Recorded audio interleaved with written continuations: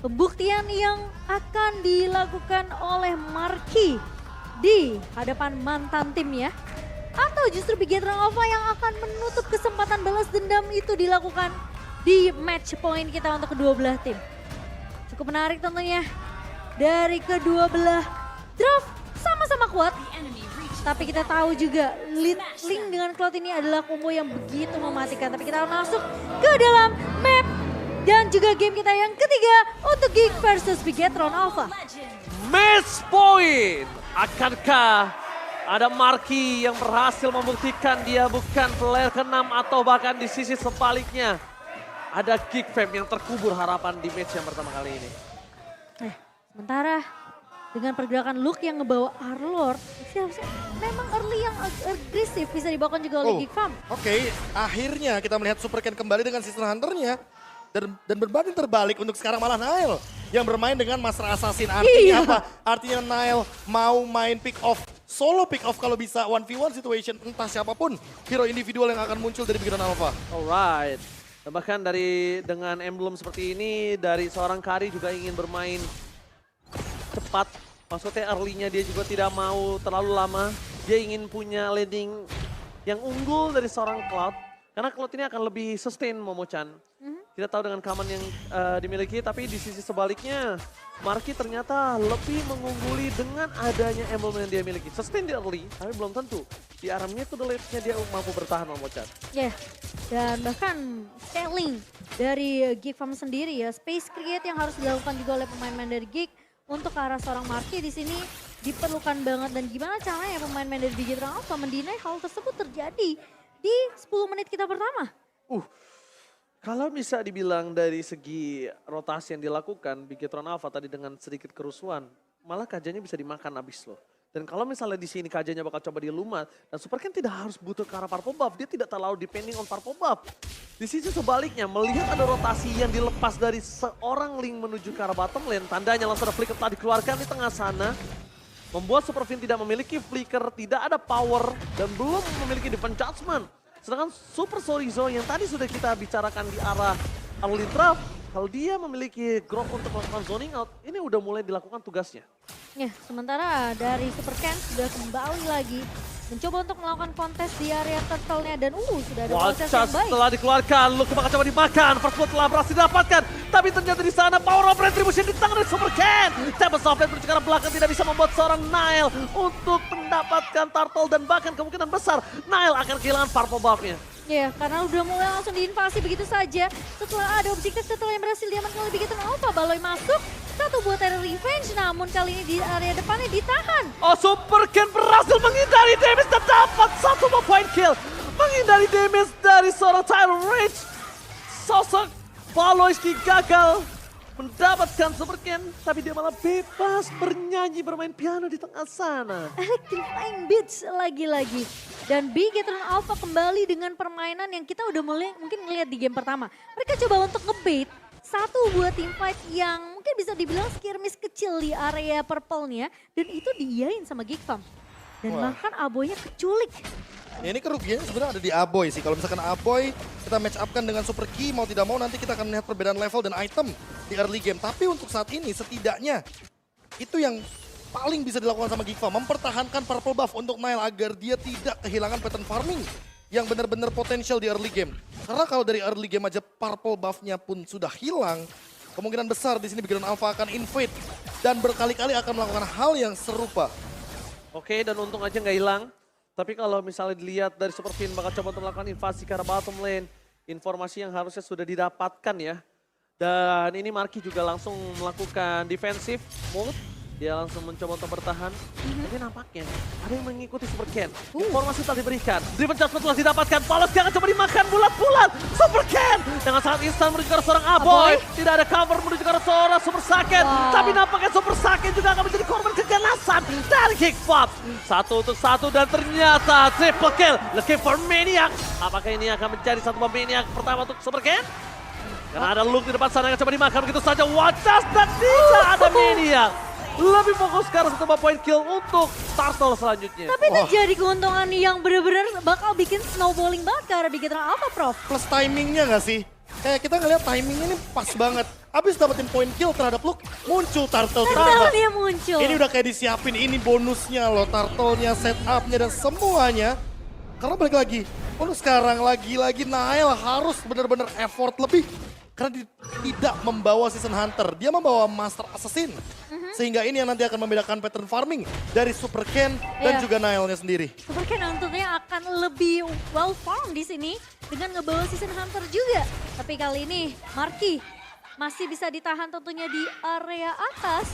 Dan Oh, mencoba menuju ke arah seorang Super Key. Nail gagal tertarik, tapi ini udah ada informasi yang diberikan. Tidak ada Feather Extract yang tandanya ketika Feather Extract tidak ada, invasi di arah top lane, ini mungkin agak cukup kekurangan damage. Lihat, Super Key akan memaksa, dapat sana ada Marky, Super Ken, membuat seorang Baloyski bingung siapa yang akan coba gua tangkap. Karena terlalu riskan menangkap seorang Super Ken.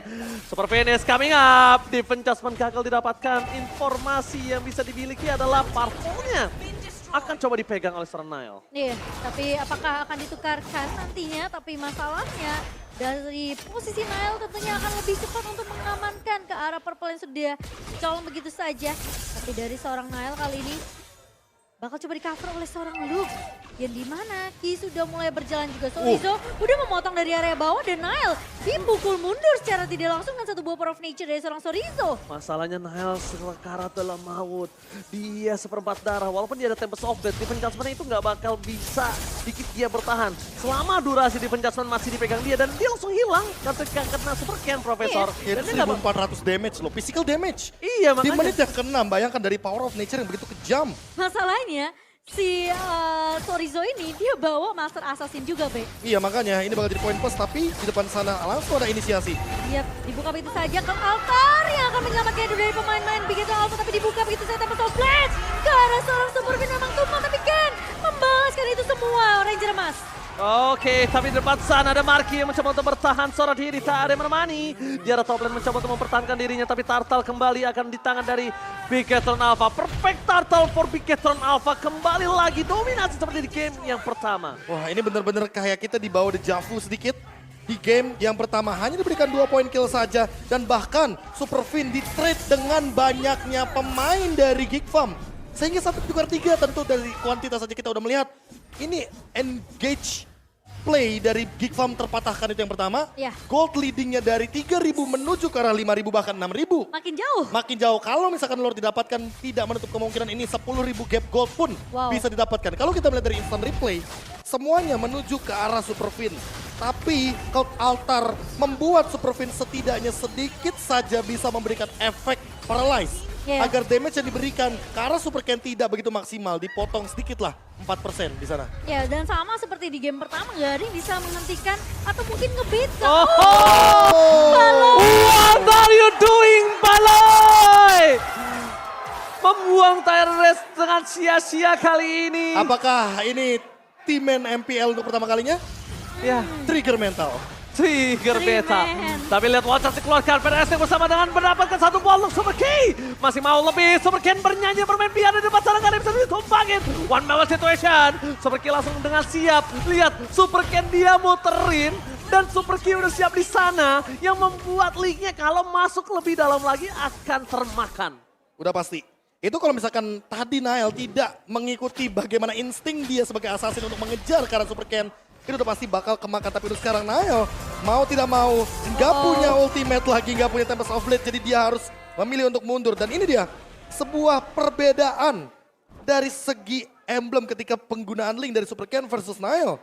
Tadi bedanya yang pertama, Fatal digunakan, Season Hunter masih di bawah. Tapi untuk dari Nael, dia membawa Swift, dia membawa attack speed, tapi tidak membawa Season Hunter. Dia memilil Master Assassin di sini. Iya, dari segi farming tentunya akan sedikit tertinggal jauh ya, Be ya. Di sini dengan ngebawa Season Hunter juga di tangan seorang Super Ken. Dan memang nggak sama-sama ngebawa Master Assassin, tapi yang dibawakan dari Nail sendiri adalah dia bawa lebih ke arah attack speednya. Ya beda, bedanya sedikit. Ya mungkin kalau kita ngeliat dari Swift aja cuma satu ya karena attack speed. Iya. Tapi untuk sekarang, out of Oke, nowhere. karena Altar telah dikeluarkan, Balas King ada terrorist tapi free hit. Dikeluarkan oleh seorang Super Saiyan, Marky hilang. Watchers di arah belakang membuat seorang Aboy harus flicker ke arah depan. Mencoba untuk menukar ke 1-1, tapi nampaknya gagal. Ini pencara. Mereka kehilangan 3 playernya ketika ada Lord yang udah muncul ke lane of down. Nostalgia, Deja Vu game yang pertama kembali lagi hadir kali ini. 8-0-3 ya kan. Plus, ini plusnya ya. Menit 9 Bloodwings udah ada di tangan dari Super Ken. Itu seberapa besar damage Seberapa Magic? besar damage ya, ini dia jawabannya. 36.735 damage magical yang diberikan ke Dan- teman-teman Geek Farm, dan pattern farmingnya benar-benar tidak terhentikan. Nile sudah kehilangan purple buffnya, dan bahkan untuk saat ini invasi ke arah orange buff bukan hal yang mustahil. Oke, Dan bahkan- Nail. Hampir aja dipaksa Tempest of Land, Cimo. Hampir ya. Amin. Hampir. Untung. Dan sama seperti yang kita tahu Geek Fam, patternnya all for one for all. Aha. Mereka maju, tumbang satu persatu, dan bahkan dari Bigetron Alpha mereka yang tinggal nunggu inisiasi yang dibuka sama seorang Baloy. Oke, memang MPL makin lebih keras, tidak ada game 2-0, game 2-1. Apakah kali ini para pasukan dari Bigetron Alpha akan mengubur mimpi dari Geek Farm menamatkan di game yang pertama kali ini? Sorry, di match yang pertama. Tapi match kali ini benar-benar membuat Bigetron Alpha harus membolongi semua base turret supaya mereka bisa lancar dari trailing push. Satu momen celuk, termakan, watch dikeluarkan, Marky hilang. Namun apapun terjadi walaupun di cutting, dan ini dia Bigetron Alpha, sang super squad berhasil mendapatkan kemenangan pertama mereka di MPL. Bahkan kemenangan yang begitu mendominasi